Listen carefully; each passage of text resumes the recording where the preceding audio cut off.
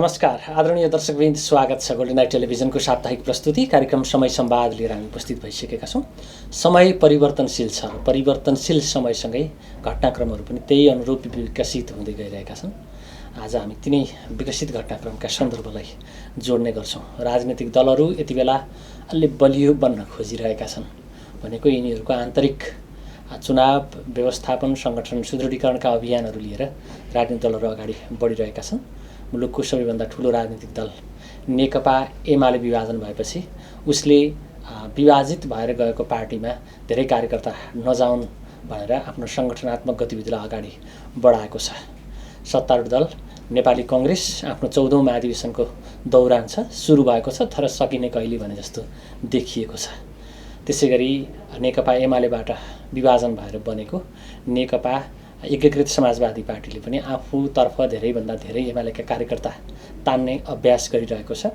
माओवादी केन्द्रले पनि आफ्नो राष्ट्रिय सम्मेलन लगायतका तयारीहरू गरिरहेको पाइएको छ। जे होस्, मुलुकका सबैजसो राजनीतिक दलहरू यति बेला आन्तरिक मजबुतीतर्फ लागेको देखिन्छ। बलिया राजनीतिक दल, विचारका आधारमा केन्द्रित भएका राजनीतिक दल र त्यो अनुरूप अथवा जनतासँग लिएर आएका घोषणापत्र अनुरूप अगाडि बढ्ने, त्यसका आधारमा प्रतिस्पर्धा गर्ने र जनताको सेवा गर्ने राजनीतिक दल तपाईँ हामीले चाहेको हो। ती दलको प्रतिस्पर्धाले, स्वच्छ प्रतिस्पर्धाले लोकतन्त्र बलियो हुन्छ।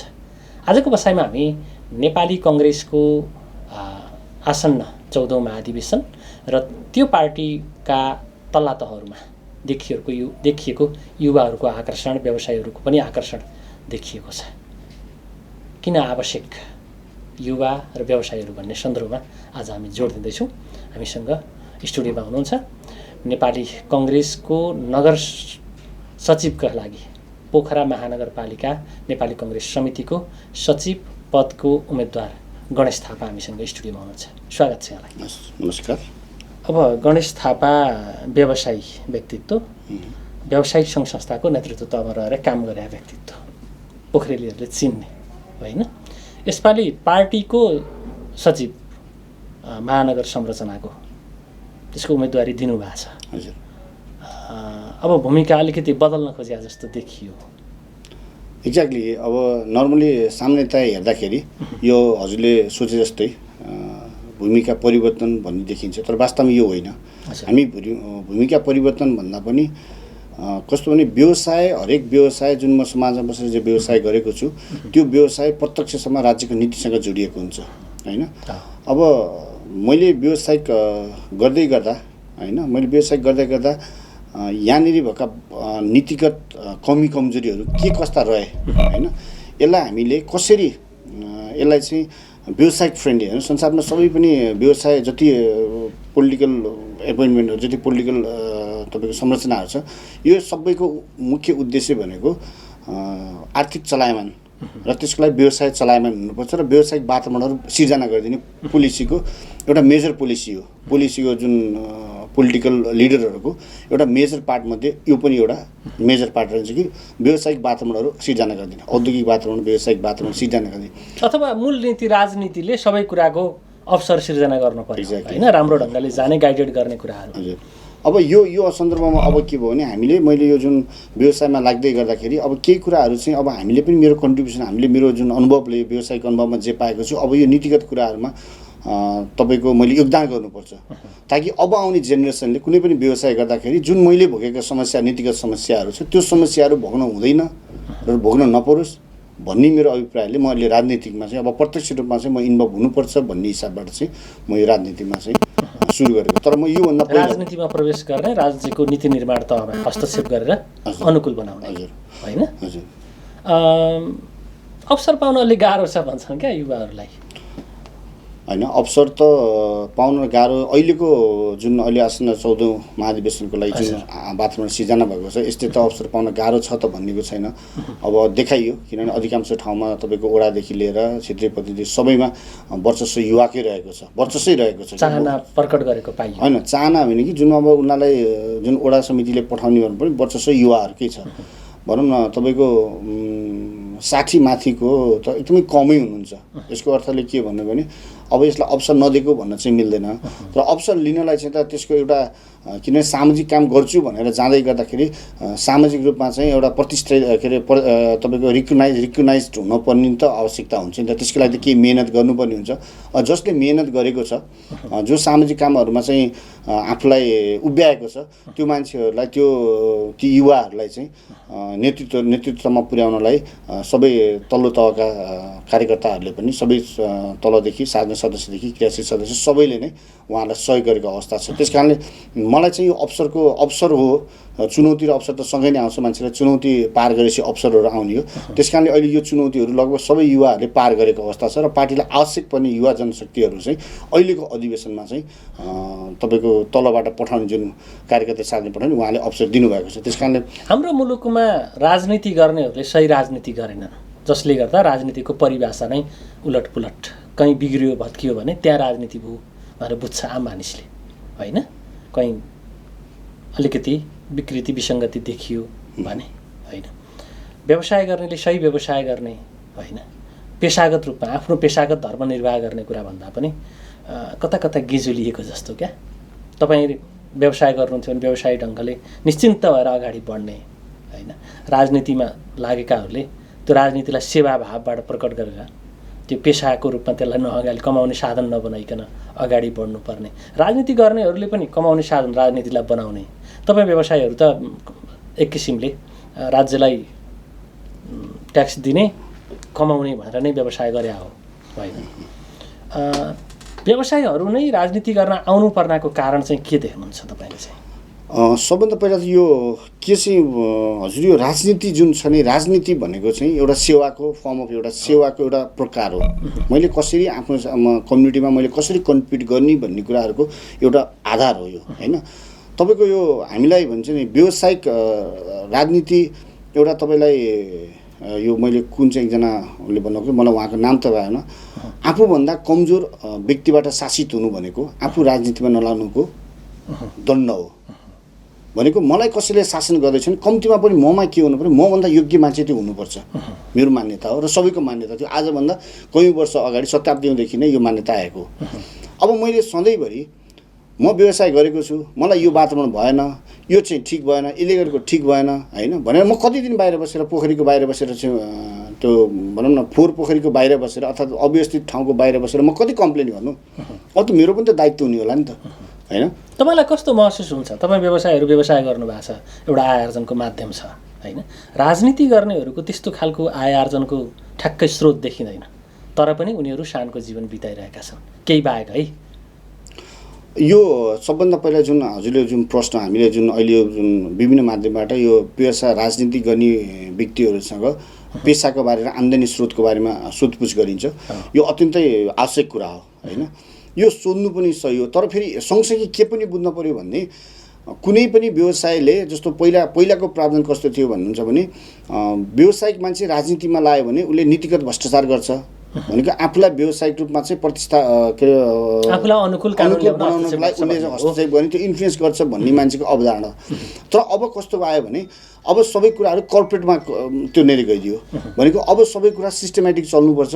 सिस्टमेटिक चल्नको लागि त के चाहियो भन्दा एउटा कर्पोरेट कल्चरहरूको चाहिँ डेभलप गर्यो भने चाहिँ यसलाई चाहिँ पेसा भन्दा पनि मान्छेले अब कस्तो भने सबैले सबभन्दा पहिला त आफ्नो निजी आवश्यकता पुरा गर्ने। जस्तो म हेर्नुहोस् कलेज पढ्दै गर्दा पनि मसँग पढिरहेको साथीहरू कोही राजनीतिमा उनले हामीहरूका समस्याहरूको बारेमा छलफल गर्थ्यौँ, हामी उहाँहरूको बारेमा चाहिँ हामीलाई उहाँको समस्याहरूको बारेमा बुझ्थ्यौँ, जान्थ्यौँ, सबै गर्थ्यौँ। एक थरी कस्तो थियो भने नितान्त आफ्नो कुराहरू गर्ने, मैले कसरी राम्रो नम्बर ल्याउन सक्छु, होइन मैले कसरी तपाईँको राम्रो जागिर पाउन सक्छु, राम्रो तलब पाउन सक्छु। तर ऊ कहिले पनि समाजको बारेमा सोचेन, होइन?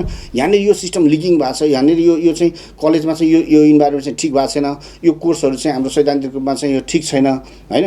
यो चाहिँ व्यावसायिक छैन, व्यावहारिकता छैन, यसलाई चाहिँ हामी परिवर्तन गर्नुपर्छ, होइन? जस्तो हाम्रो इन्फ्रास्ट्रक्चरहरू यो कलेजमा बस्न पनि हामीले सुविधा पाउन पनि सुविधा पाइएको छैन, होइन? अब तपाईँको जुन ज्ञानका लागि चाहिने इन्फ्रास्ट्रक्चर हुन्छ, तपाईँको आउट रिसोर्सेसहरू चाहिँ हामीलाई पाएको छैन, त्यो कहिले पनि उहाँलाई रेज गर्नु न। जे छ एडिजिट उहाँलाई त्यो गर्नुहुन्छ भने कोही एउटा समूह कस्तो थियो, होइन यो चेन्ज गर्नुपर्छ। आखिर एउटाले त चेन्ज गर्नु पऱ्यो नि, होइन सर? त्यो चेन्जमा हामीलाई डाल्नुपर्छ, होइन? त्यही भएर कोही मान्छे व्यावसायिक मात्रै लाग्छ, कोही चाहिँ सामाजिक, हेर्नु सबैको दायित्व हो यो, मेरो तपाईँको सबैको दायित्व हो। तपाईँले मेरो काम वेबसाइटका व्यवसायीहरूले किन यस्तो ठ्याक्कै राजनीतिमा अग्रसर देखिने गरी लागेको? तपाईँ मात्रै होइन, धेरै तपाईँ उम्मेदवार बन्नुभयो, अहिले कति हिडन उम्मेदवारको रूपमा आम निर्वाचनमा लड्ने जस्तो कुरा सुनिन्छ होइन? कतिपय पार्टीमा प्रवेश गरेका कुराहरू देखिन्छ। के महसुस भयो लेक साइडलाई अहिले? यो लेक साइडलाई महसुस भने एउटा कुरो के भने हिजो हामी जुन व्यवसायी त्यहाँ बसिरहेका थियौँ उहाँले एउटा यो अर्कै विधा हो। साँच्चै यो राजनीति हाम्रो विधा होइन, यो हामीले गर्ने होइन। यो समाज जेसुकै होस् मतलब छैन। मेरोमा बत्ती नबिग्रियो भनौँ न, बाटोको तपाईँको ढल नबने पनि ठिक छ, यो हाम्रो काम होइन, फलानुको काम हो, नगरपालिकाको काम हो होइन। तपाईँको एउटा तालमा केही ड्याम लाग्नु पऱ्यो, यो गरेर त्यो मेयरको काम हो, अब त्यो मुख्यमन्त्रीको काम, हाम्रो काम होइन।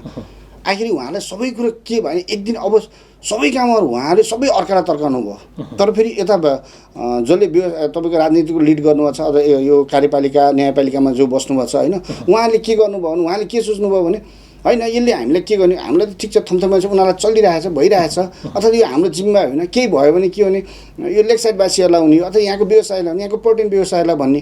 अब मुख्य काम चाहिँ थाँतिरहने भयो, एउटाले अर्कालाई के काम थियो, मुख्य काम चाहिँ सधैँ रहने भयो। तर त्यसको कम्प्लिमेसन भनेको त्यसको सम्पन्न कसले गर्ने त नि, व्यवसायले गर्ने कि पोलिटिसियनले गर्ने? तपाईँ अहिले पनि देख्नुहुन्छ अब हामी स्थानीय कुरामा कुरा गर्दाखेरि लेक साइडको व्यवसायी र तपाईँको बजारको म्युनिसिपलको व्यवसायहरू बिचको के अहिले भिन्नता छ होइन? पर्यटन भन्ने बित्तिकै यता बजारतिरको दाइहरूले के सोच्नु व्यवसाय दाइहरूले होइन यो चाहिँ लेक साइडको लागि हो होइन। अब लोकल मार्केटलाई होइन हाम्रो यहाँ म्युनिसिपलको मार्केट हो अथवा चाहिँ चिप्लेढुङ्गाको मार्केट हो भने त्यो ग्याप किन रह्यो त भनेको त्यो ग्यापमा धेरै वर्ष समय बितायौँ हामीले। अब उहाँहरू सबैलाई ज्ञान भयो कि साँच्चै मेरो समस्या मैले रहेछ सल्भ गर्ने होइन, मेरो समस्या, मेरो व्यवसायको समस्या, मेरो उद्योगको समस्या सबभन्दा पहिला मैले बुझ्नुपर्ने रहेछ। मैले बुझेर त्यसको सोल्युसन पनि मै दिँदैछु। जसलाई समस्या परेको छ त्यो नै समस्या समाधानको साधकको पहिलो साधक हो। त्यही भएर उहाँलाई अब के ज्ञान यो सबैको हिजो त्यो ज्ञान हामीसँग कम भयो। अब चाहिँ होइन यो काम हामीले नै गर्नुपर्छ होइन, हाम्रो ठाउँ हामी आफै बनाउनुपर्छ, आफ्नो इन्डस्ट्री आफै प्रोटेक्ट गर्नुपर्छ र त्यसका लागि चाहिने नीति नियमहरूको लागि निर्माण कार्यमा हामी आफै पुग्नुपर्छ भन्ने ज्ञान भएको यो भनेको राजनीतिक तपाईँको साक्षरता बढेको यो। गणेशबहादुर थापा पोखरा महानगरपालिकाको नेपाली कङ्ग्रेस समितिको सचिव लड्दै गर्दाखेरि झट्टभन्दा यो स्थानीय तहको एउटा होइन संरचनाको सचिव बन्न खोज्या न हो, ठुलो कुरा होइन। तर पोखरा महानगरपालिकालाई फेरि यसो हेर्नुभयो भने महानगरपालिका हो, यो देशको सबैभन्दा भूगोलको आधारमा हेर्ने हो भने सबैभन्दा ठुलो देशको मध्य भागमा रहेको होइन, यसका धेरै महत्त्व राख्ने ठाउँ हो। त्यो पार्टीमा सचिवको नेतृत्व गर्छु भन्ने चाहिँ यहाँको सोच चाहिँ कसरी आयो र यसको पृष्ठभूमि अलिकति बताउँ। म सबभन्दा मेरो आफ्नो नेचर, म व्यवसायदेखि लिएर हरेक काममा जुन कलेजदेखि स्कुलदेखि नै मैले राजनीति गर्दा पनि मेरो एउटा नेचर छ, जे कुरा नै ब्ल्याक एन्ड व्हाइटमा हुनुपर्छ सम्भव भएसम्म र हरेक काम र सम्भव हुन्छ सबै काम। यहाँ मैले जे होइन जे गर्छु त्यो हुनुपर्छ, जे हुनुपर्छ त्यो हुनुपर्छ भनेको बिचमा यो ढोलपले हुने खालको त्यो काम होइन कि सर। यसो म जस्तो मैले अहिले मेरो व्यवसाय काम गर्दैदेखि लिएर म हिजो त्यो काम गर्दै जाँदा कति कुरा अप्ठ्यारो देखेँ भने तपाईँको एउटा कार्यपालिकामा जुन नगरपालिका जाने ठाउँ छ विशेष गरी मसँग सबै म यहाँ बस्दै गर्दा म सबभन्दा बढी ठोकिनुको स्थानीय सरकारसँग त्यो जुन नगरपालिका ओडासँग। ओडामा यति साना चिजहरू छन् जुन परिवर्तन गर्न सकिने र जुन घन्टामा हुने चिज परिवर्तनहरू छन् त्यो अहिलेसम्म 10औँ वर्ष भएका छैनन् होइन। तपाईँको मेरो मान्यता के हो भने सर, मेरो मुद्दा प्रमुख मुद्दा के हो भने मेरो काम मेरो तरिकाले र मेरो समयमा हुनुपर्छ। मेरो तरिका भनेको जनताको काम जनताले चाहेअनुसार र जनताको समयमा हुनुपर्छ। तपाईँ कुनै काम लिएर जानु भने अहिले कुनै पनि नगरपालिका अथवा ओडामा जानुभयो भने उहाँले के नीति बनाउनु पऱ्यो भने सबभन्दा पहिला उहाँले कर्मचारीको व्यवस्थापनलाई सम्झाउनुहुन्छ, जनताको आवश्यकतालाई सम्झाउनुहुन्न। सबभन्दा ठुलो समस्या मेरोमा कर्मचारी छैन, यसमा दक्ष कर्मचारी छैन, ट्रान्सपोर्टेसनको प्रब्लम छ, अथवा यी आदि इत्यादि कार्यक्रम राखेर लम्बे चौडै बनाउनुहुन्छ। जस्तो भनौँ मागको डिजिटल पेमेन्ट मेरो पेमेन्ट मै गर्न सक्दिनँ। हेर्नुहोस् सर, ट्याक्स मैले सो घोषणा गर्छु अहिले, तर मैले नगरपालिकाको एउटा घरबाल कर होइन सर, जग्गा कर मैले अहिले सो घोषणा गरेर मलाई दिँदाखेरि उनीहरूले विश्वास मान्दैन। त्यो विश्वास नमानिकन के उहाँलाई त्यो सिस्टम इम्प्लिमेन्ट गर्नलाई उहाँलाई हेडाक भएको, उहाँलाई त्यो अज्ञानता भएको, उहाँले नचाहनु भएको।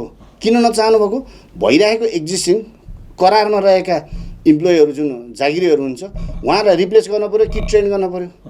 ट्रेन गर्ने अब लर्निङ एबिलिटी भएन उहाँहरूसँग होइन। अब चाहिँ नयाँ हारी गर्दा नयाँ पुरानो फुत्किनु भयो। अब के गर्ने भयो? ती सबै मिलेर चाहिँ पोलिसी नै त्यस्तो बनाइदिनु भयो कि जनतालाई छोड पाए बन्दा बेला हामीलाई हेर भन्ने खालका पहिला त्यो कर्म एकदम केन्द्रित भयो। तपाईँ भन्नु न यो नगरपालिका कसका लागि, मेरो लागि र जनताको लागि हो नि सर। तपाईँ अहिले नगरपालिकामा जानुभयो, म यदि चाहिँ जनप्रतिनिधि पनि बिचरा वहाँ जाँदा पनि फाइल आफै लिएर तपाईँको हिँड्नुहुन्छ। त्यसको मालिक त तपाईँ हामी हो नि सर, हो कि होइन भन्नुहोस् त। तपाईँ हामी करदाता पनि हो, त्यसको सेवा लिन पनि हाम्रै सेवाको लागि, हाम्रो सेवा सुविधाको लागि बसेको नगरपालिका नियुक्तिको कर्मचारी हो कि, मेरो कर्मचारी हो कि सर, मेरो कर्मचारी हो, मेरो लागि काम गर्ने। जसरी मेरो कम्पनी मेरो लागि। तर यहाँ यति भ्रम भयो सर कि म त्यो कम्पनी म उहाँको कम्पनी अथवा उहाँहरूको कार्यालयमा गएको मलाई फिल हुन्छ, म मेरो कार्यालय पनि फिलै हुँदैन। तपाईँको इन्भाइरोमेन्ट हेर्नुहोस्, त्यहाँको स्ट्रक्चरहरू हेर्नुहोस्। ठिक छ, धेरै कुरा परिवर्तन गर्नु छ, जसका कारण तपाईँहरू जस्ता युवाहरू त्यहाँ जान आवश्यक देख्नुभयो, आउनुभयो। तपाईँले भन्नुभएको ब्ल्याक एन्ड व्हाइट राजनीति छैन, त्यहाँभित्र जालझेल षड्यन्त्र छ होइन, छिर्के हानिन्छ, कसको मान्छे होइन, कसको यसम्यान होइन, माथि कसलाई हेरेको छ, उसको आधार के हो, यी सबै कुराहरू हेरिन्छ। तपाईँ माथि हेर्दा कस्तो पाउनु भएको छ, समाउनेहरू कति छन्, तलपट्टि कहाँ कहाँ ठिक एउटा कुरो सबभन्दा बुझ्नुपर्ने चिजहरू छ। अब यो उदाहरण, अब भनौँ न जङ्गलमा सिंह चाहिँ छ नि एक्लो हिँड्छ क्या सर, फ्याउरोहरू त्योहरू झुन्डमा हिँड्छ। एक्ज्याक्टली तपाईँ आफ्नो काम, आफ्नो दृढता, आफ्नो उद्देश्यमा सिंह भन्नुहोस्, कोही टिम चाहिँदैन। तर तपाईँ आफै कमजोर हुनुहुन्छ भने होइन, सिंहको कसैलाई सिंहको शिकार गर्न जानु छ भने त फ्याउरोहरू सिंहको शिकार जानु त 2 जना गरेर 4 जना गरेर भएन नि त, झुन्ड जानु पऱ्यो। तर सिंह चाहिँ स्यालको शिकार गर्न जाँदा झुन्ड जाँदैन नि त। भन्न खोजेको यो झुन्ड मुन्ड, यो टिम उपगुट भनेको यो के का लागि हो भने मलाई उचालिदेऊ है, उचालिदेऊ है, म उचालिन्छु, तिमीहरू सबैले मलाई बेसबाट देऊ है भन्न खोजेको। यदि तपाईँसँग क्लियर भिजन छ, तपाईँसँग एकदम एउटा रिजिडनेस छ, सिंहको नेतृत्व गर्दै हुनुहुन्छ भने सिंह हुनु पर्यो, स्यालको नेतृत्व गर्दै हुनुहुन्छ भने स्याल हुनु पर्यो। मैले पार्टीको राजनीतिका कार्यकर्तालाई स्याल या होइन, स्याल त्यसलाई नभनौँ होइन, मैले त्यसलाई बिम्ब यदि त्यो मैले भन्न खोजेको के हो भने तपाईँले जुन भन्नुभयो ब्ल्याक एन्ड व्हाइटमा हुँदैन, टिममा जानुपर्छ। टिम चाहिँ कुन बेला जानु पऱ्यो भने तपाईँको टिममा असंक्षिप्त मान्छेलाई लिडरसिपमा लानु पऱ्यो भने टिममा जाने हो होइन। तपाईँहरूको त भनेको सक्षम छु, मलाई काङ्ग्रेसका कार्यकर्ताहरूले मत दिन्छन्, जित्छु भन्ने हो। त्यसो भए अब हामीले त्यो खालको लिडरसिपमा चाहिँ जाने मान्छेहरू चाहिँ चाहिएको, युवाहरू अब त्यो खालको लिडरसिपमा छन्।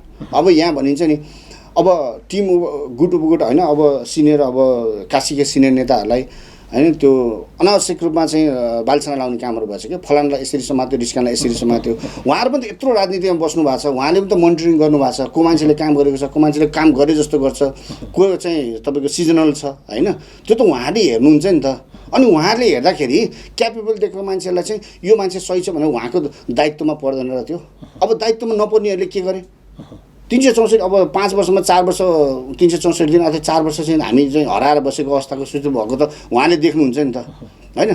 त्यो 4 वर्ष चाहिँ एक्टिभ भएको अथवा 4.5 वर्ष एक्टिभ भएको मान्छेलाई समात्दै गर्दाखेरि त्यो 6 महिना एक्टिभ भएको मान्छेले चाहिँ होइन यसले यो समात्यो त्यो समात्यो भन्नु भनेको चाहिँ अर्थ के आउँछ भने उहाँहरूको कन्ट्रिब्युसन त्यो कन्ट्रिब्युसन अब म कमजोर छु, अब उहाँले एउटा मुद्दा त बनाउनु पऱ्यो भनेपछि उहाँहरूलाई बालछना लाउने। किन एउटा काङ्ग्रेस पार्टी हेर्नुहोस् होइन, कुनै पनि पार्टीमा एकदम स्वतन्त्र छ, कसैको विरोध गर्न बोल्न बारेमा एकदम स्वतन्त्रता छ होइन, नैतिक रूपमा आफूलाई राखेर बोल्न। अब त्यो तरिकाले बोलिने हो। तर उहाँहरूको निर्णय साँच्चै भन्दाखेरि एकदमै एकदमै छातीमा हात राखेर भन्नुपर्दाखेरि जसले नेपाली काङ्ग्रेस काशीको लिड गरिराख्नु भएको छ अथवा नेपाली काङ्ग्रेस काशी गण्डकी प्रदेशको जसले लिड गरिराख्नु भएको छ, उहाँहरूले 4 वर्ष 4.5 वर्षकै नै तपाईँको मूल्याङ्कन गरेर कसलाई अगाडि बनाएर हो। 1-2 जना त्यसमा कोही स्वार्थ जोडिएको होला, आफ्नो ठाउँमा होला, 1-2टामा 100मा 2% 3% इरर भनेको साइन्टिफिक इरर छ, त्यसलाई इरर मान्न मिल्दैन, त्यो मान्न मिल्दैन होइन। त्यो भएको हुनाले उहाँले त त्यस्तो मान्छेलाई सिलेक्ट गर्नुहुन्छ जो मान्छेले भोलि आफ्नो बित्ता धान्न सकोस् भनेको, उहाँको ती मान्छे धान्न सकोस् भन्ने मान्छेहरूलाई उहाँले सिलेक्सन गर्नुहुन्छ। र यसलाई गुट उपगुट भनेर नाम कसले दिन्छ, जो मान्छे चाहिँ 4.5 वर्ष चाहिँ हराएको छ, सुप्ततामा बसेको छ, उहाँले चाहिँ यसलाई गुड उपगुट दिएर त्यो नारालाई फेरि यो मास जमात धेरै छ, यो जमातले धेरै भनिसके के भयो, त्यो आवाज ठुलो भयो, अनि ठुलो आवाजलाई सुन्ने फेरि हामी सबैको चलन हुन्छ। तर वास्तवमा त्यो भएको चाहिँ होइन। सचिवमा कतिजना उम्मेदवार? हामी 3 जना छौँ। 3 जना लड्दै हुनुहुन्छ। 3 जना मध्ये म काबिल छु होइन, कङ्ग्रेसको विचारको भावनाको मैले प्रतिनिधित्व गर्छु, मेरो तल बस्ने कार्यकर्ताहरूको भावनाको प्रतिनिधित्व गर्छु भन्ने आधार चाहिँ कसरी पेश गर्नु भएको छ? सबभन्दा पहिला त मैले यो कम्पेरिटिभली मैले भने नि, म आफूसँग योभन्दा पहिलाको जुन नगर समितिमा बस्नुभएको दाइहरू छ उहाँहरूसँग मैले प्रत्यक्ष रूपमा उहाँसँग हरेक उहाँको एक्टिभिटी कुन तरिकाले काम के भइरहेको छ र यो नगर समितिमा कसरी काम हुँदो रहेछ होइन, टिमहरू कसरी बिल्डअप गर्ने भन्ने कुराहरू चाहिँ म उहाँहरूसँग नजिक भएर सधैँ अध्ययन गरेँ। म 4 वर्ष 5 वर्ष सधैँ उहाँहरूसँग अध्ययन गरेँ। अनि दोस्रो कुरो मैले के भने मैले अब हेर्नुहोस् म हिजो व्यावसायिक मान्छे हिजो म राजनीतिमा होइन तपाईँको म 54 सालदेखि कलेज स्कुलको राजनीति जुन बेला चाहिँ हाम्रो क्रान्तिकारी विद्यार्थी सङ्गठनले सङ्गठन गर्दै कलेजमा सङ्गठन गर्दै जाँदाखेरि म नेविसङ्घको नेतृत्व गरेर मेरो ब्रह्मरूपा उच्च मार्गमा बसेको होइन त्यहाँदेखि मैले सुरु गरेको राजनीति हो। त्यसपछि बिचमा म कलेजमा काठमाडौँ गएर काठमाडौँ त्रिचन्द्र सङ्घ जस्तो कलेज ठुलो कलेजहरूमा जहाँ नेपाली काङ्ग्रेसको भारतीय सङ्गठन नेविसङ्घको वर्चस्व रहेको ठाउँ हो र त्यो ठाउँमा मैले लिड गर्ने पाएँ होइन। त्यो ठाउँमा म बसेर आफूलाई त्यहाँबाट त्यो आफ्नो राजनीतिक करियर सुरु गर्न पाएँ। त्यसपछि म फेरि चाहिँ 64-70 का दुईवटा ठुला चुनावहरू हाँक्ने मलाई अवसर मिल्यो। त्यो अवसर गरेपछि मैले अब व्यावसायिकमा अलिकति ज्ञान मैले तपाईँले भने जस्तो एउटा ब्लेम आउँथ्यो मान्छेहरूलाई सबैलाई एउटा प्रश्न आउँथ्यो मेरोसँग बस्ने सिनियर दाइ तपाईँको आम्दानीको स्रोत के भन्दाखेरि उहाँहरूको होइन अब कुनै ठाउँमा जानु पऱ्यो भने कार्यकर्ताले बोलाउँदै गर्दाखेरि चाहिँ त्यसको चाहिँ आते जाते खर्च के होइन यस्ता कुराहरू चाहिँ क्वेसन आउँदा मलाई एकदम छोयो थियो कि होइन। अनि छोएपछि होइन साँच्चै गरेर म राजनीति गर्नुभन्दा पहिला चाहिँ यो आर्थिक रूपमा सम्पन्न हुनुपर्छ सबल र सम्पन्न हुनुपर्छ ताकि मैले कुनै चाहिँ कार्यकर्ताले कुनै जिल्लाको कार्यकर्ताले बोलाउँदै गर्दाखेरि मलाई प्लेन टिकट काटिदेऊ मलाई बस्ने ठाउँको व्यवस्था गरिदेऊ यो कुरो मैले भन्नु नपरोस् मेरो त्यो। अनि त्यसपछि म होइन अब यो पोलिटिक्स साथै म तपाईँको व्यवसाय पनि ल्याउनुपर्छ भन्ने योभन्दा पहिलाको मलाई क्षेत्रीय यही अधिवेशन 13औं अधिवेशन म ओडाबाटै हारेको मान्छे हुँ ओडाकै क्षेत्रीय प्रतिनिधि हारेको मान्छे हुँ भनेपछि मलाई त्यो बेला पत्याइएन म सुन्छेन भनेपछि ठिक छ मैले आफ्नो तरिकाले गर्नुपर्छ भने मिनिस्ट्रीमा म सहायक बसेर काम गर्नुपर्छ व्यवसायसँगै गर्नुपर्छ भन्ने हिसाबले मैले त्यहाँ निटेर लगाएँ होइन। मैले यो तरिकाबाट कसरी भने मैले आफ्नो राजनीतिक पृष्ठभूमिहरू बनाउँदै गरेको होइन।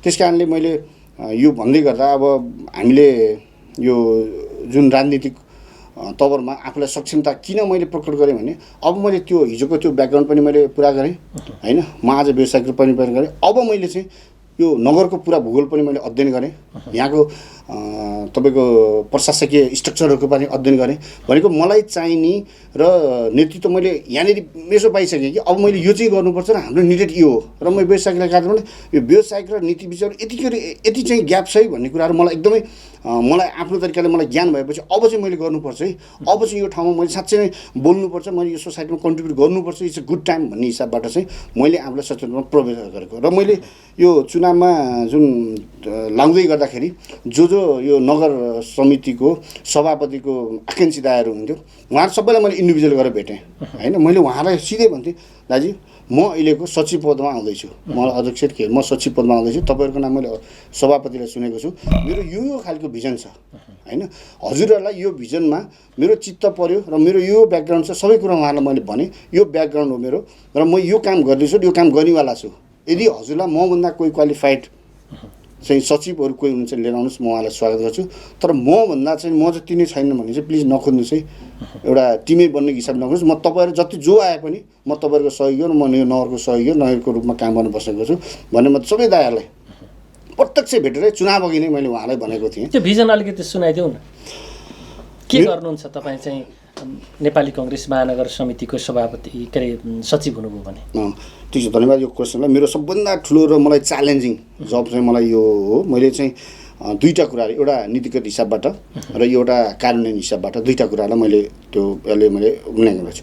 मैले चाहिँ सबभन्दा पहिला कर्पोरेट पोखरा भनेको संस्थागत Pokhara corporate in the means न त त्यो म फेरि कसैले ब्याकग्राउन्डबाट आएको न कर्पोरेट भन्न सकिन्छ संस्थागत पोखरा भनेको तपाईँलाई कुनै पनि चिजहरू बनाउँदाखेरि ल एन्ड अर्डरमा हुनु पऱ्यो प्रोसिडरमा हुनु पऱ्यो।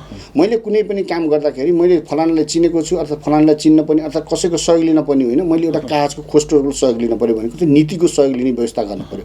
त्यसको लागि मैले के बनाएको छु भने कर्पोरेट पोखरा भनेको अब पोखराका कुनै पनि कामहरू पार्टीको काम होस् नगरको काम होस् वा स्थानीय सानो वडा समितिको काम किन नहोस् त्यो एउटा सिस्टमबाट चल्नुपर्छ र त्यसको लागि सबभन्दा पहिला हामीले रुल्सको आइडेन्टिफाई गर्नुपर्छ र त्यसलाई प्र्याक्टिस गर्ने रुल्सलाई तपाईँ बनाइसकेको रुल्सलाई चाहिँ तपाईँले कानुन कति हुनसक्छ कति भ्यालिड छ भनेको प्र्याक्टिस गर्ने र त्यसलाई प्रोसेसको रूपमा डेभलप गर्ने भनेर एउटा कर्पोरेट पोखरा भन्छ नि मैले यता पार्टीगत हिसाबबाट चाहिँ मैले 3टा कुराहरू 4वटा कुराहरूलाई मैले फोकस गरेको छु।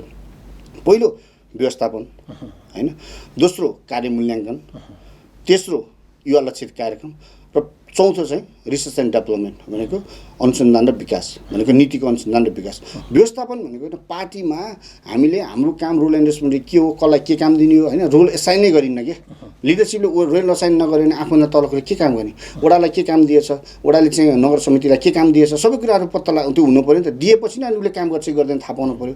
अनि दोस्रो मूल्याङ्कन कार्य मूल्याङ्कन होइन। जस्तो तपाईँले क्रियाशील सदस्य हुनुहुन्छ, म क्षेत्रीय प्रतिनिधि छु, अर्को कुनै छ भने उनीहरूलाई हामीले कति काम वर्षभरिमा कति काम गरे त नि, हामीले काम दिएर गर्दै गरेन कि आफू स्वतस्फूर्त गरे गरेन, त्यो कुरो एउटा रेकर्डेड हुनुपर्छ, मूल्याङ्कन हुनुपर्यो कि ताकि भोलि उसले बोल्ने होइन देख्न पाइयोस् होइन। उहाँहरूको मूल्याङ्कन गर्ने एउटा मेकानिजम डेभलप गर्नु पऱ्यो होइन। वडाले राख्ने हो कि नगरले राख्ने हो त्यो एउटा मेकानिजम गर्नुहोस् ताकि भोलि उसले आफूले गरेका कामहरू दस्तावेजको रूपमा उसले जहिले पनि हेर्न पाओस् भन्ने एउटा मूल्याङ्कन छ भने। अर्को युवा लक्षित कार्यक्रम तपाईँलाई एकदम दुर्भाग्य छ हाम्रो पोखराको कि पोखरा महानगरपालिका जस्तो नगरपालिकाले अहिले पनि कुनै पनि कार्यक्रमहरू युवा लक्षित कार्यक्रमहरू जसले युवालाई अन्तर्राष्ट्रिय स्तरमा र नेपालको यो आन्तरिक रूपमा पनि एक्सपोजर हुने खालको कुनै पनि कार्यक्रमहरूमा उहाँले त्यो कार्यक्रमहरू नीति तर्कान कहिले पनि पार्नु भएको छैन। मलाई एकदम टिट लाग्छ। हेर्नुहोस् अस्ति भर्खर यो 5 गते यो नगरपालिकाको नगर सभाले नै पास गरेको कार्यक्रम चाहिँ वक्तित्व कला, युवाको भूमिका समथिङ वक्तित्व कलाको पुरै वडामा चिठी गएको थियो। 40 वर्षदेखि, त्यो पनि 16 वर्षदेखि 40 वर्षको उमेर रेन्ज पनि त्यति थियो क्या सर होइन। एउटा 16 वर्षको भाइ र म पनि जान सक्ने क्वालिफाइड थिएँ क्या त्यो पनि वक्तित्व कला थियो सर। जुन वक्तित्व कला मैले 5 क्लासमा हुँदाखेरि गोगन माविमा 5 क्लासमा हुँदा मेरो टिचरले हरेक शुक्रबार गर्ने कार्यक्रमको वक्तित्व कलाको हेडिङ अझै पनि बोल्न सिकाउँदैछ क्या सर। भने यति सानो कार्यक्रममा चाहिँ हाम्रो युवालाई ग्लोबल इस्युको बारेमा कहिले थाहा दिने पोखराको इस्युलाई, नेसनल इस्युमा इन्टिग्रेसन, नेसनल चाहिँ युथ इन्टिग्रेटमा चाहिँ कसरी लिएर आउने त भन्ने कुरा कुनै कार्यक्रमै छैन। अब यिनमा नि भनौँ न स्पोर्ट्सका कुनै कार्यक्रमहरू छैन भने यस्ता कार्यक्रमहरू सामान्य त कसैलाई जिम्मा दिँदाखेरि तुरुन्तै हुनसक्ने कार्यक्रमहरू पनि छैन क्या होइन। अब सङ्गठन विस्तारको कुराहरू होइन, तपाईँको धेरै सङ्गठन विस्तार गर्ने होइन, स्पोर्ट्सको हुनसक्छ, लिगलको हुनसक्छ होइन सर, लिगल स्पोर्ट्स हुनुपर्छ, तपाईँको लिटरेचरको हुनसक्छ होइन।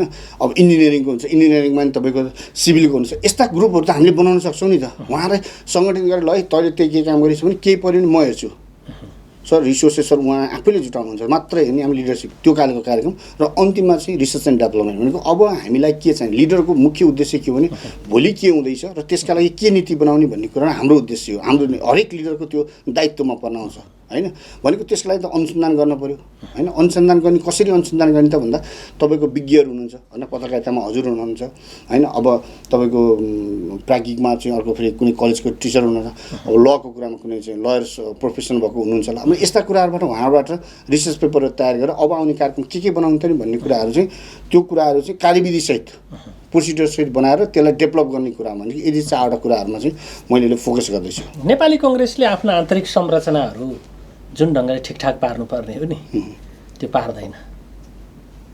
भलै नामले लोकतान्त्रिक पार्टी हो, उसको कङ्ग्रेस भनेपछि लोकतान्त्रिक निष्ठाप्रति कसैले प्रश्न गर्दैनन्, यो आफ्नो ठाउँमा छ। तपाईँले हेर्नुभयो भने अहिलेको महाधिवेशन कस्तो अवस्थामा गरियो भने अब पार्टीको नामै कोल्याप्स हुने हो कि पार्टी नै भङ्ग हुने हो कि जोगाउनका लागि गरियो होइन। त्यहाँभित्र नीति सिद्धान्त बहसका कुरा भन्दा पनि लिगल्ली कसरी टिक्ने भन्ने कुरा रह्यो होइन।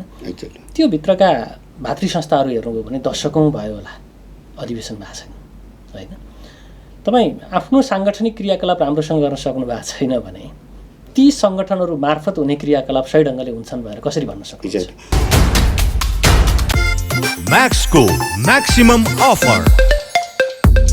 म्याक्स नेट टिभीमा 150 भन्दा बढी एचडी च्यानलहरू, सबैभन्दा बढी एचडी च्यानलको साथमा हाई स्पिड इन्टरनेट 20 देखि 100 MBPS सम्मको इन्टरनेट प्याकेज अब 7 प्रदेशमा। अबको connection max net solutions. Max TV जडानको लागि सम्पर्क गर्नुहोला। Max digital TV, two way भनेकै max TV.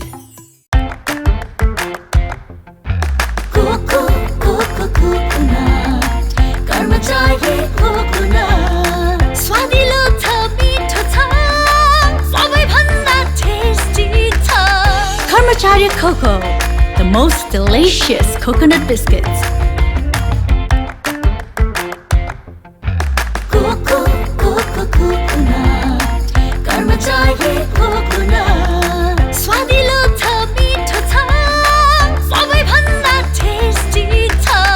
Karmacharya Cocoa, the most delicious coconut biscuits.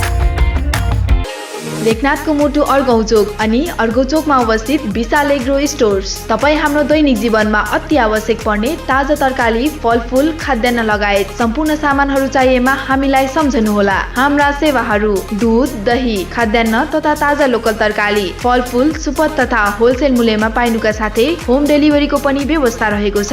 साथै सम्पूर्ण पार्टी प्यालेसको सहजतालाई मध्यनजर गर्दै सम्पूर्ण सामानहरू सुपथ मूल्यमा डेलिभरी गरिने जानकारी पनि गराउँदछौँ। विशाल एग्रो स्टोर्स, पोखरा 27, लेखनाथ चोक, प्रोपाइटर विष्णु लामिछाने। सम्पर्क 98560 33822, 98560 81768 र 98058 66215।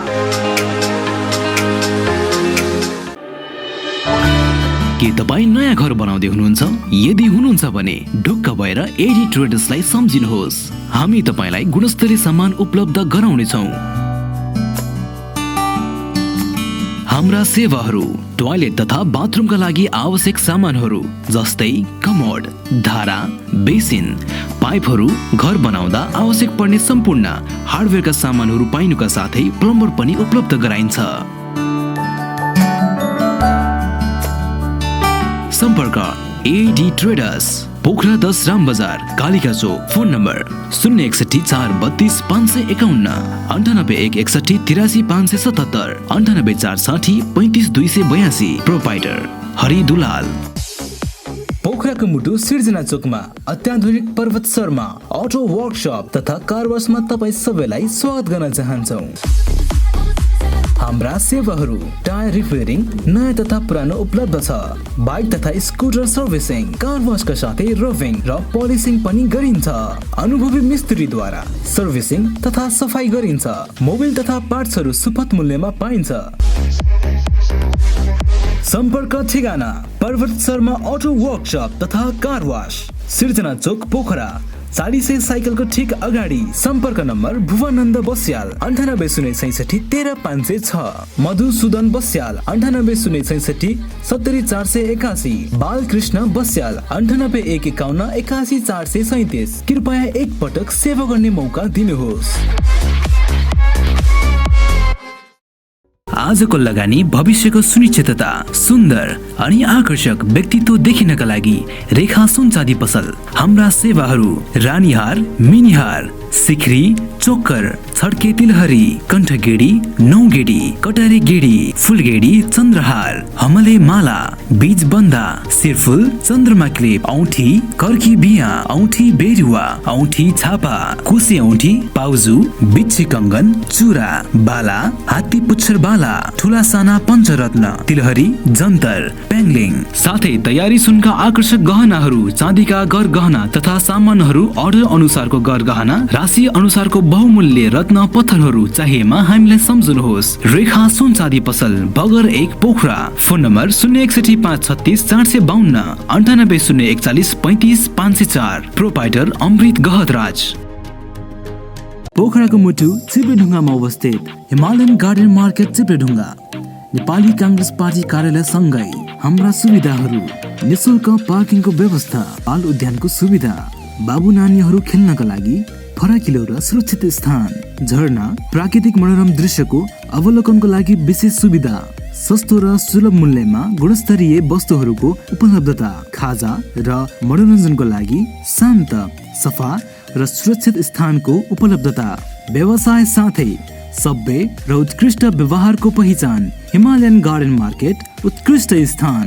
सीमित सटरहरू मात्र बाँकी रहेकाले इच्छुकहरूले तुरुन्तै सम्पर्क गर्नुहोला। सम्पर्क Himalayan garden market, Chipledhunga 4, Pokhara, Kaski. Mobile number 98460 32154। तपाईँ आफ्नो साङ्गठनिक क्रियाकलाप राम्रोसँग गर्न सक्नु भएको छैन भने ती सङ्गठनहरू मार्फत हुने क्रियाकलाप सही ढङ्गले हुन्छन् भनेर कसरी भन्न सक्नुहुन्छ? नेपाली काङ्ग्रेसमा जुन तपाईँले जुन संरचनाको जुन कुरा गर्नुभयो, यो चाहिँ नितान्त केन्द्रीय कमिटी जुन हुन्छ त्यो अन्तर्गतका कार्यक्रमहरू नभइएका हुन्। तर यहाँ के छैन भने ओडाको कामलाई नगरले हस्तक्षेप गर्ने पनि कहीँ पनि व्यवस्था छैन। नगरको कामलाई जिल्लाले हस्तक्षेप गर्न पनि कहीँ पनि व्यवस्था छैन। छन् त तपाईँका नगर संरचनाका भातृ संस्थाहरू फिटफाट छन्? होइन, मैले भन्नु छैन भनेको संरचना गर्ने व्यवस्था। तर के भइदियो भने मेरो असक्षमता चाहिँ माथि लगेर जोडियो क्या सर। ओडाको काम ओडाको सभापतिले राम्रोसित काम गरेन, त्यो काम नगर्दा दोष दियो अथवा जिल्लालाई दोष दियो। जिल्लाले गर्ने काम आफूले नगर्ने तर माथिको काम चाहिँ कसलाई जहिले पनि कसलाई दोष दिने, लास्टमा आएर सभापतिलाई मात्रै जोड्ने दोष दिने हाम्रो चाहिँ यो कल्चर भयो, बुझ्नु भएन। यो तपाईँको मनोरञ्जन हेर्नुहोस्, नगरको तरुण नगर कमिटी नबन्नु होइन, महिला कमिटी नबन्नु, नेविसँग कमिटी नबन्नुमा, जिल्ला कमिटी बन्नुमा केन्द्रको केही पनि दोष छैन, जिल्लाको पनि केही दोष छैन, नगरकै दोष हो सर, हेर्नुहोस् है। तर अब हामी स्केपिङ हुनलाई के भन्यो, माथि त भएको छैन तल के गर्ने, नगरे त गरेन, जिल्लाले त गरेन हामीले भनेको। ठिक छ, तपाईँले नभएपछि हामी कहाँ माथि अनुकूल खोज्ने चलन छ क्या? एक्ज्याक्ट होइन, त्यो यस्तो सर कसको अनुकूल बनाइदिने भन्ने उत्तर दिनलाई चाहिँ त्यो हामीलाई लजिक चाहिँ भयो सर। तर मैले आफूलाई सेल्फ डिसिप्लिनमा राखेँ भने त मैले आफूलाई होइन यो मेरो जिम्मेवारी हो किन, मलाई त जज गर्न सक्छु नि सर। मैले मेरो जिम्माभित्रको चिजलाई पो मैले गरेँ मैले होला तपाईँलाई कन्भिन्स गराउँला, 2-4 कुरा भनौँला, तर भित्री मनमा त मलाई थाहा हुन्छ नि यो मेरो काम हो र मैले गरिनँ भन्ने। अब चाहिँ के भन्छ नगरको केसमा चाहिँ त्यही भएर मैले भन्छु नि मोनिटरिङको मेरोमा मूल्याङ्कन, कार्य मूल्याङ्कन भनेको विधि चाहिँ मैले यहाँनिर लिएर आएको। अब चाहिँ हामीले के भने सुरुमै सबभन्दा पहिला क्यालेन्डर बनाउने र काम गरिन्छ कि गरिन्न र गर्न सकिन्छ सिकिन गराउने हो किन भने हामीले हाम्रो काम गर्ने, हामी जिल्लाको काम हेर्दैनौँ, नगरको हो। तपाईँले भने जस्तो जिल्लामा समस्या छ, केन्द्रमा समस्या छ, अब त्यो जिल्ला र केन्द्र समस्या जहाँ समस्या छ त्यहीँ बस्छ, हाम्रो काम हामी गर्छौँ। त कि हामीले उहाँलाई एउटा इक्जाम्पल बनाएर देखाउन सकौँ कि तपाईँको काम नेविसँग के अरे नेपाली काङ्ग्रेसका भातृ सङ्गठनहरू को समयमा अधिवेशन नहुँदै गर्दा पनि, सुरक्षा संस्थाहरूको समयमा अधिवेशन नहुँदै गर्दा पनि नगर चाहिँ काम गर्न सक्छ है, अथवा कसैलाई पनि काम गर्ने कुरालाई कसैले छेकेको छैन, कुनै पनि नीतिले छेकेको छैन है भन्ने कुरा चाहिँ हामी त्यो उदाहरण बन्न सक्छौँ र बन्ने प्रयासमा छौँ।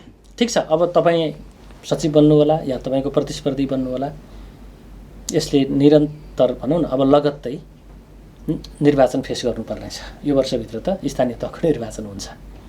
पोखरा महानगरभित्र 33वटा वडा छन्, 33वटा मध्ये 22वटा तत्कालीन एमाले जित्यो होइन, 11वटा तत्कालीन अहिले पनि कङ्ग्रेसले जित्यो होइन, जनप्रतिनिधिहरू छन्। यो पराजय हुनुको कारण पनि खोज्नुपर्ने होला होइन, सङ्गठन बनाउनु पनि पर्ने होला। हुन त कम्युनिस्ट विभाजित भएको स्थितिमा अलिकति अनुकूल देख्ने पनि होला, यद्यपि सैद्धान्तिक रूपमा हामी यहाँनिर ठिक छौँ है भनेर देखाउने कुरा पनि होला नि त होइन। कङ्ग्रेसको तर्फबाट निर्वाचित भएका जनप्रतिनिधिले गरेका कार्यको मूल्याङ्कन होला, कस्तो पाउनुभयो? एक त निर्वाचित गर्न सकिएन, अर्को गएका निर्वाचित जनप्रतिनिधिले पनि कङ्ग्रेसलाई जताततै जिताउन पाए त राम्रै गजब हुँदो रहेछ भन्ने पार्न सके कि सकेन? म यसको लागि चाहिँ तपाईँलाई अहिले तत्कालीन उदाहरण मैले यो अहिले हेर्दै गर्दा हेर्नुहोस्, म व्यावसायिक मान्छे, मेरो व्यवसायमा मेरो सानो व्यवसाय हो सर, नगरको लागि मेरो सानो व्यवसाय। म एक हप्ता मेरो व्यवसायबाट डिस्प्याच अलिकति टाढा जाँदाखेरि मेरो व्यवसाय लथालिङ्ग हुन्छ सर, निर्णय के पनि हुन सक्दैन, गेस्टले पाउनु पनि सर्भिसहरू नपाउन सक्छन्, धेरै कुरा अप्ठ्यारो हुन सक्छन्। त्यही भएर म त्यो व्यवसाय छोडेर कहीँ पनि मैले जान सक्नेसम्म मलाई मिल्दैन। तर दुर्भाग्य यो महानगरमा 2 महिना भयो अनि मेरो जीव उहाँ बिरामी हुनुभएको, तर उहाँको अनुपस्थितिमा पनि यहाँनिर कुनै पनि काम रोकियो र अप्ठ्यारो पऱ्यो, साह्रै पऱ्यो, स्टपै भयो भन्ने कुरा वातावरणहरू भने कति सुसुप्त अवस्थामा हामी नहर चलिरहेको छ त नि। अनि यही नहरबाट चलेका ओडाहरू चाहिँ त के को प्रश्न के गराइभयो सर? यो मात्रै होइन, 21-22 33वटा वडा हुनुहुन्छ सर, भने कति सुसुप्त र कुन गतिमा चलेको छ सर, बुझ्नु भएन? त्यही भएर यो होल सिस्टमै गलत, यो सुसुप्त र तपाईँको कुनै पनि कुराहरू तपाईँहरूमा चेन्ज मेकिङ डिसिसन 5 वर्षमा नगरपालिकाले महानगरले के गरे सर? कुनै विवादस्त निर्णय जसले चाहिँ मेजोरिटी जनतालाई फाइदा गर्ने र माइनोरिटी पिपुलहरूलाई चाहिँ तपाईँलाई अलिकति अप्ठ्यारो गर्ने कुनै पनि निर्णयहरू कुनै पनि गर्यो? नीतिगत रूपमा कुनै पनि कुराहरू चाहिँ तपाईँले परिवर्तनको महसुस गर्नुपर्ने कुनै पनि कामहरू गर्यो? नगरेको अवस्था छ भने तपाईँको होल टिमैले नगरेको छ, त्यो टिमको चाहिँ 2टा युनिटको कुराहरू हामीलाई के त्यसमा डिबेट गर्नुपर्ने कुरा के नै भएन भनेको। मेन सिस्टमै चाहिँ मेन इन्जिनै तपाईँको यति प्यासिभ छ है, त्यो पाठ पूजाको कुरै के गर्नु? हेर्नुहोस्, सिधै भन्दा तपाईँले भन्दा वा भन्ने चिजै छैन। यो मात्रै होइन, पुरै महानगरकै छैन सर, महानगरकै छैन भनेको। निर्वाचित बडीले राम्रो काम गरेन भने पोलिटिसियनहरू पनि वा भन्ने भएन। एक्ज्याक्टली। सबभन्दा पहिला मेरो कुरो के हो भने सर, यसमा जवाबदेहिता भन्ने कुराहरू सबभन्दा पहिला, त्यो जवाबदेहिता कहाँबाट निस्किने र कसले निकाल्ने भन्ने कुरा हुन्छ होइन। मैले भन्दै गर्दा के भन्छु भने हरेक जनप्रतिनिधिहरू के हुनुपर्छ भने हामीले केही कुरा भन्यो भने खोइ चाहिँ तपाईँले ल्याउनु भएको फलाना हामीलाई कुरा आएको छैन, कम्प्लेन आएको छैन, लिखित आएको छैन, यस्ता यस्ता कुराहरू म धेरै सुन्छु कि। अनि मैले जनप्रतिनिधिलाई भन्छु यही जनताहरूले आफ्ना कुरा भन्न राख्न नसक्ने भएर तपाईँलाई गोप्य मतदानबाट गोप्यमा यतिसँग छ कि जनताहरू यति निरै हुन्छन् कि हजुर मैले कसलाई भोट हाले पनि भन्न पाउँदैन नि त, सक्दैन नि त, भोलि थ्रेट हुन्छ भने डराएर। त्यो गोप्य मतदानबाट तपाईँलाई पठाएको किनभने तपाईँले चाहिँ बोल्नुपर्छ है। मैले बोल्न नसक्दा जनताले बोल्न सक्दा तपाईँ आवाज बन्दिनुपर्छ, जनताले आँखाले देख्न सकेन भने तपाईँ आँखा दृष्टि बन्दिनुपर्छ र कान सुन्न नसक्दा तपाईँले जनताको सुनिदिनुपर्छ। त्यो पनि प्रोएक्टिभ के भन्यो होला इसाराले बुझ्दिन सक्नुपर्छ तपाईँहरूले। यो नीतिबाट तपाईँले काम गर्नुभयो मात्रै तपाईँले के जनताको हामी वाह भन्न सकिन्छ। तपाईँलाई मेरो प्रश्न कहाँनिर भने तपाईँ नगर कमिटीको सचिव हुनुभयो भने कङ्ग्रेसलाई माथि उठाउने भनौँ न, कङ्ग्रेसले निर्वाचन जित्ने बनाउनका लागि के गर्नुहुन्छ? मेरो प्रमुख उद्देश्य भनेकै अहिले तपाईँको मैले एकदमै हामीले यो अबको स्थानीय चुनावमा सकेसम्म 3300 विथ मेयर जिताउनुपर्छ। त्यसका लागि हामीले नीति तथा कार्यक्रमहरू हामीले बनाउनुपर्छ। अब हामीले तपाईँको यो इलेक्सन हुँदै गर्दाखेरि हाम्रो पहिलो प्रायोरिटी नै के हुन्छ भने सबभन्दा पहिला तपाईँले भन्छ सङ्गठन त हामीसँग सबै ठाउँ हुन पऱ्यो। सबै ठाउँ अहिले तपाईँको कति वडाका त्यो तपाईँको कार्य पनि नभएको अवस्था छ, कार्य सचिव छैन, त्यहाँका समस्याहरू एजेन्डाहरू हामीले बटुल्ने पाउने अवस्था छैन, त्यहाँ को लिडर बसेको छ होइन, काशीकोटा बसेर कसैले तपाईँको राजनीति गरिरहेछ कि त्यो चाहिँ लेग साइड बसेर राजनीति गरिरहेछ होइन, त्यो कुरो थाहा पाउनु पऱ्यो होइन, सही कुराहरू थाहा पाउनु पऱ्यो, त्यहाँका एजेन्डाहरू थाहा पाउनु पऱ्यो। अनि सबभन्दा पहिला त्यहाँको नगर त्यहाँ जुन नगरवासी वडावासीको छ मैले भने 3टा चिज हुनु पऱ्यो। देख्न नसकिनेलाई आँखा हुनु पऱ्यो, सुन्न नसकेको कान र बोल्न नसकेको आवाज भन्नु पऱ्यो।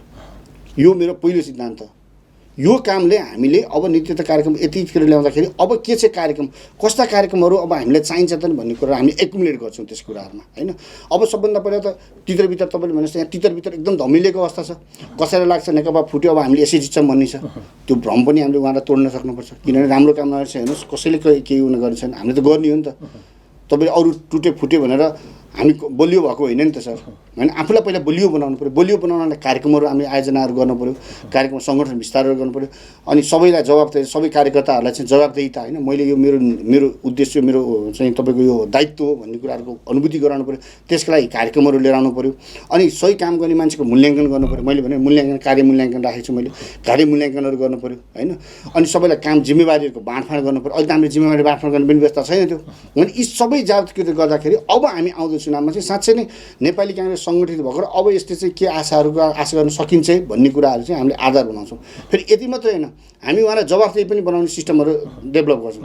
जस्तो कुनै पनि तपाईँको जनप्रतिनिधि बन्न चाहने अथवा कसैले हरेक बोलेका कुराहरू दस्तावेजको रूपमा राखेर प्रमाण बनाएर राखेर, ताकि भोलि तिमीले बोलेका चिजहरू तिमी आफै पढेर हेर, अरूले प्रश्न तिमी आफैले प्रश्न गर्नुपर्छ, आफैले प्रश्न गरेर आफैले जवाबदेहिता बनाऊ भन्ने नै यसो मेरो आदत। त्यही भएर व्यवस्थापनलाई मैले एकदमै इम्पोर्टेन्स दिएको छु व्यवस्थापनलाई र कार्य मूल्याङ्कनलाई। ठिक छ, यति भएपछि तपाईँको धारणा के भन्ने कुरा लगभग हामीलाई हेरिरहनुभएका दर्शकहरू, तपाईँलाई मतदान गर्ने तपाईँको नेता कार्यकर्ताहरूलाई अलि क्लियर भयो होला।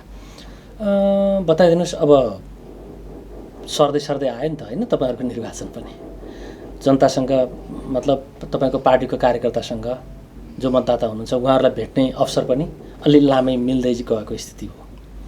उहाँहरूको भावना र तपाईँको भावनाको मेल खायो कि खाएन होइन।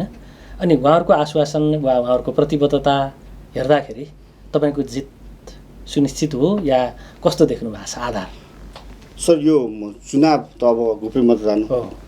यहाँनिर मान्छेले अब उहाँहरूलाई मैले आफ्ना कुराहरू होइन विभिन्न मिडिया मार्फत प्रत्यक्ष भेटेर होइन, अब लिडरलाई पनि आफ्नो भेटेर सबै कुराहरू राखेको अवस्था छ होइन। अब यो कुरालाई हामीले अब मैले नै मत पाउँछु भन्ने आधारहरूमा अब जुन अहिले जुन टिममा चलिरहेको छ होइन, यो हिसाबले अनि यो कस्तो नगरमा चाहिँ ठुलो ग्याप अवस्था छ होइन। नगर भनेको साँच्चै भ्यालु कति हो भन्ने पनि कार्यकर्तालाई अब भनौँ न, हामी थोरै नगर यत्रो जुन 3टा निर्वाचन क्षेत्र प्रतिनिधि सभाको निर्वाचन क्षेत्रलाई को बेस हो क्या महानगर, अनि बेसमा को मान्छेको इच्छा आकाङ्क्षाहरू त्यो कुराहरूमा कति गर्न सक्छ भन्ने कुरा अझै पनि हामीले त्यो दिन सकेको छैन। तर मलाई एक त निश्चित के लाग्छ भने अहिले त उहाँहरूलाई मैले मेरो हिजोको मैले गरेका कामहरू, हिजो म अब निमिषमा हुँदा होइन चुनाव 64 चुनाव हाँक्दै गर्दा होइन, मैले व्यवसायिक आफ्नो इमानदारता देखाउँदै गर्दा मैले व्यवसायिकमा गरेका आफ्ना कामहरूलाई आधार बनाएर आधार बनाएर उहाँले अहिले मलाई डिसिसन गर्ने हो। मैले उहाँलाई यही समितिमा यसरी नै गर्छु भनेर मैले अहिलेसम्म उहाँलाई चाहिँ दिन सक्ने भनेको आधारको मेरो पहिलाको कुराहरू र पहिलाको कुराहरूले मलाई के लाग्छ भने मलाई आफ्नो एकदम दृढ के छु भने म अहिलेसम्म आफूले आफूलाई प्रश्न गर्दाखेरि लज्जित हुनपर्ने र निराशा हुनपर्ने कुनै पनि काम गरेको छैन।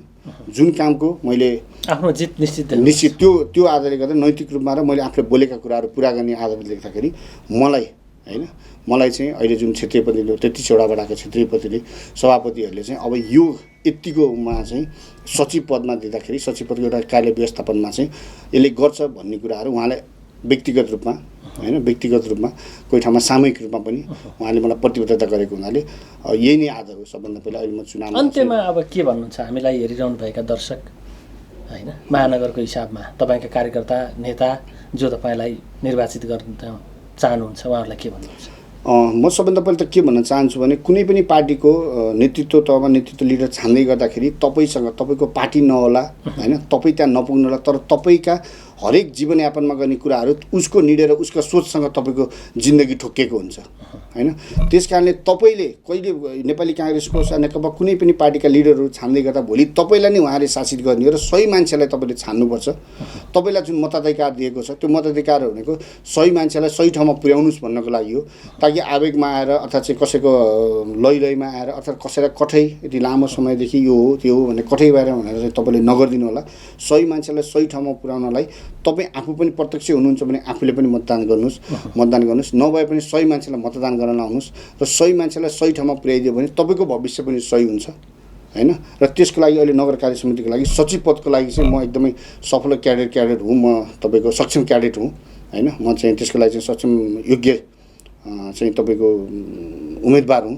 त्यस कारण म तपाईँलाई के अनुरोध गर्छु भने मलाई एकचोटि काम गर्ने यो अवसर दिनुहोस्। अब यसपछि आउँदा कुराहरू मैले बोलेका कुराहरूलाई चाहिँ तपाईँले भोलि इम्प्लिमेन्ट गर्दै नगर्दाखेरि तपाईँले मलाई प्रश्न गरिदिनु भयो भने भोलि मलाई जहाँ बाधा परेको छ त्यो ठाउँमा पनि मैले भन्न सक्छु कि मैले यो कमिटमेन्ट गरेको छु र मैले यो पुरा गर्नलाई मलाई दबाब आएको छ। किनभने दबाब आउँदाखेरि त्यसले पनि मलाई इनर्जीको रूपमा आउँछ। त्यस कारण तपाईँले मैले बोल्दै गर्दा भोलि काम गर्दै जाँदा मलाई प्रश्न गर्नुहोस् हैन। चुनावमा हारजित हुन्छ तर पनि मेरो मुद्दा कहिले पनि हारजित हुँदैन। ती मुद्दाका लागि चाहिँ म सधैँभरि लागेको हुन्छु। यदि म हारे नै भए पनि जिते नै भए पनि मलाई मेरा मुद्दाहरू चाहिँ सम्झाइराख्नुहोस्। म मेरो दायित्व सधैँभरि पुरा गर्नेछु भन्न चाहिँ म चाहन्छु। र पछिको 9 गतेको जुन असोज 9 गते हुन लागेको नगर अधिवेशनमा एकदम 100% चाहिँ उपस्थिति भइदिनु होला।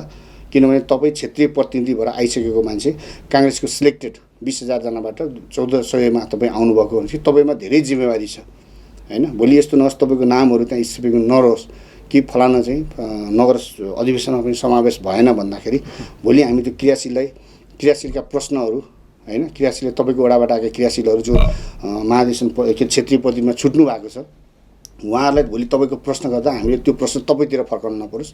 सबै सहभागी भइदिनुहोस् र सही मान्छेलाई चाहिँ तपाईँले चुनेर अहिले नगर कमिटी बनाउनमा सहयोग गरिदिनुहोस् भन्ने म अनुरोध गर्दछु। यहाँलाई महत्त्वपूर्ण समय संवाद विश्लेषण र जानकारीको लागि धेरै धेरै धन्यवाद। हस् हजुरलाई पनि धन्यवाद। यो एउटा मिडिया मार्फत मैले हाम्रो गोल्डन नाइट टेलिभिजन मार्फत मैले आफ्ना कुराहरू राख्न पाएँ र यो एउटा दस्तावेजको रूपमा पनि रहोस्। भोलि तपाईँले नै मलाई यो प्रश्न कि भोलि मैले यो बोलेका चिजहरू पुर्याउन सकिनँ भने कृपया मलाई त्यो बेला सम्झाउनुहोस् हैन। राख्नुहोस् मलाई जिम्मेवारी बनाउनुहोस् किनकि म गुड गभर्नेन्सको पक्षमा हो। बोलेका चिज गर्नुपर्छ र सही कुरा गर्नुपर्छ भन्नेको वकालत गर्ने मान्छे हो। मैले ब्ल्याक एन्ड व्हाइट भने नि हजुरलाई यही हो मेरो ब्ल्याक एन्ड व्हाइट। धन्यवाद। आदरणीय दर्शकवृन्द आजको बसाइमा हामीले कुराकानी गरौँ नेपाली कङ्ग्रेसको 14औं महाधिवेशन अन्तर्गत पोखरा महानगरपालिका नगर समितिको सचिव पदका उम्मेदवार गणेश बहादुर थापासँग कुराकानी तपाईँले हेरिसक्नु भएको छ। तिनजेलसम्म हामीलाई हेरिदिनु भयो। तपाईँ सबै दर्शकप्रति विशेष आभार प्रकट गर्छु र हाम्रो सम्पूर्ण युनिटका साथ मलाई पनि आज्ञा दिनुहोस्। नमस्कार।